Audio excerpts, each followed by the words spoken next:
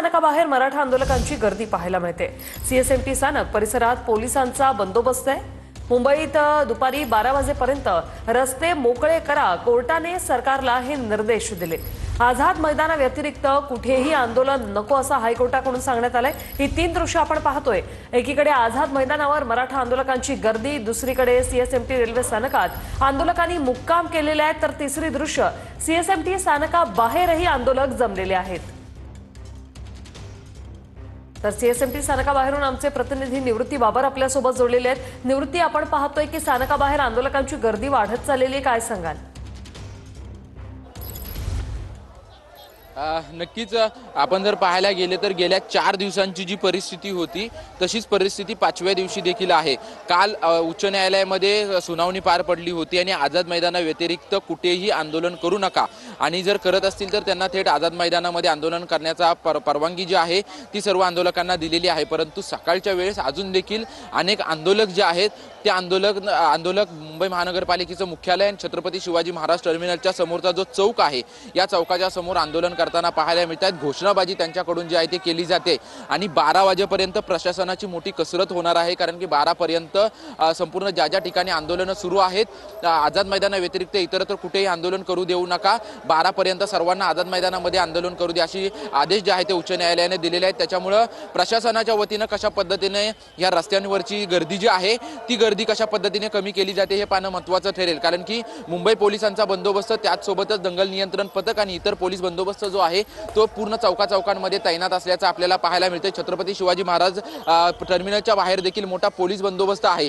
सकाळच्या वेळेस अनेक मराठा बांधवांच्या गाड्या ज्या आहेत त्या गाड्या या ठिकाणी पोहोचलेल्या आहेत, या गाड्या याच ठिकाणी पार्किंग करण्यात आलेल्या आहेत, कारण की यामध्ये त्यांचं खाण्याचं साहित्य जे आहे ते खाण्यापिण्याचं साहित्य या ठिकाणी आलेलं आहे। त्याच्यामुळे या गाड्या ज्या आहेत त्या इथं पार्किंग करण्यात आलेल्या आहेत। त्याच्यामुळं आता 12 वाजेपर्यंत प्रशासनाच्या वतीनं कशा पद्धतीने कार्यवाही केली जाते आणि मराठा आंदोलकांना या ठिकाणाहून आझाद मैदानामध्ये घेण्यासाठी काय प्रशासनाच्या वतीनं तयारी केली जाते आणि प्रशासनाची कशा पद्धतीने कसरत होईल हे पाहणं महत्त्वाचं असेल, कारण की 3:30 वाजता उच्च न्यायालयामध्ये जे आहे ती सुनावणी देखील पार पडणार आहे। त्याच्या अगोदर सकाळच्या वेळेस पाहतोय की जी 4 दिवसांची परिस्थिती होती तीच परिस्थिती 5व्या दिवशी देखील या ठिकाणी असल्याचे आपल्याला पाहायला मिळते। मोठ्या प्रमाणात गर्दी जी आहे ती गर्दी छत्रपती शिवाजी महाराज टर्मिनलच्या बाहेर झालेली आपल्याला पाहायला मिळते। मराठा बांधवांकडून हाती झेंडे घेऊन जे आहे ते मोठ्या प्रमाणात घोषणाबाजी देखील आहे आणि याच ठिकाणी पोलीस बंदोबस्त, दंगल नियंत्रण पथक आणि पोलिसांच्या गाड्या ज्या आहेत ते या ठिकाणी तैनात आहेत। त्यामुळे प्रशासनाच्या वतीनं या आंदोलकांवरती काय कार्यवाही केली जाते आणि या आंदोलकांना इथून हटवून आझाद मैदानामध्ये कशा पद्धतीने नेलं जातं हे पाहणं महत्त्वाचं ठरेल। सकाळच्या वेळेस आपण पाहतोय की सर्व मराठा आंदोलक जे आहेत ते या ठिकाणी घोषणाबाजी करताना आपल्याला पाहायला मिळत आहेत। नक्कीच निवृत्ती, आपण ही तीन दृश्य पाहतोय। आंदोलकांची घोषणाबाजी सध्या सुरू आहे। आझाद मैदानावरही मराठा आंदोलकांचा उत्साह आज 5व्या दिवशीही तसूभरही कमी झालेला दिसत नाहीये। जोरदार हलगीच्या तालावर आता ठेकादार सीएसएमटी स्थानकात सध्या विसावा घेत असल्याचं चित्र आपल्याला पाहायला सीएसएमटी रेल्वे स्थानकात देखील आज 5व्या दिवशी आंदोलकांचा मुक्काम।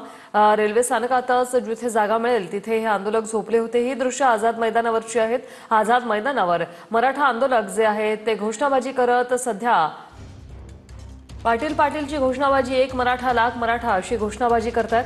आज 5वा दिवस आहे। कोर्टाकडून जाण्याचे आदेश देण्यात आलेले आहेत। 5000 आंदोलकच आंदोलन करू शकणार आहेत। त्यामुळे आता मराठा समाज काय भूमिका घेणार हे पाहणं महत्त्वाचं असणार आहे।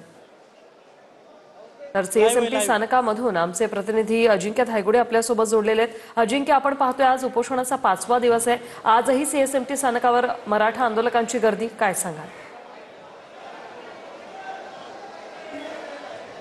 अगदी बरोबर आहे। गेल्या 5 दिवसांपासून मनोज जरांगे पाटील यांचं उपोषण सुरू आहे आणि ओबीसी प्रवर्गातून आरक्षण मिळावं या प्रमुख मागणीसाठी हे सगळं आंदोलन सुरू आहे। सध्या मी सीएसएमटी स्थानकातील आतली ही दृश्य सगळी दाखवतोय। मोठ्या संख्येने मराठा समाज बांधव जे आहेत ते सीएसएमटी स्थानकात असल्याचं आपण पाहायला मिळत आहेत, कारण की ज्या ठिकाणी मनोज जरांगे पाटील यांचं आंदोलन सुरू आहे त्या ठिकाणी विसाव्याची कोणतीही सोय नाहीये। त्यामुळे हे सगळे मराठा बांधव जे आहेत ते रात्रीच्या वेळी सीएसएमटी स्थानकात येत विसावा घेतात, आराम करतात आणि सकाळी उठून पुन्हा एकदा आझाद मैदानाच्या दिशेने निघत असतात। खरं तर आता काही प्रमाणात आंदोलक जे आहेत ते बाहेर पडत आहेत, त्यामुळे सीएसएमटी स्थानकाबाहेर देखील मोठी गर्दी झाल्याचं चित्र आपल्याला पाहायला मिळते। तर आतमध्ये देखील काही आंदोलक अद्याप झोपलेले आहेत, तर काही आंदोलक आता बाहेर पडत असल्याचं चित्र आहे।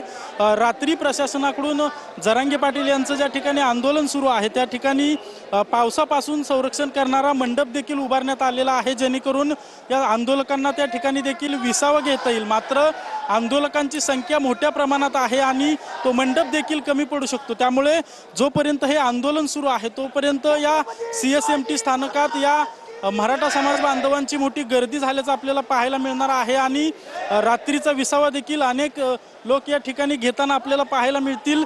खरं तर आज मनोज जरांगे पाटील यांचा आंदोलनाचा हा 5वा दिवस आहे। अजून हे आंदोलन किती दिवस चालते आणि सरकार यावर नेमका काय तोडगा काढतंय नक्कीच. हे पाहणं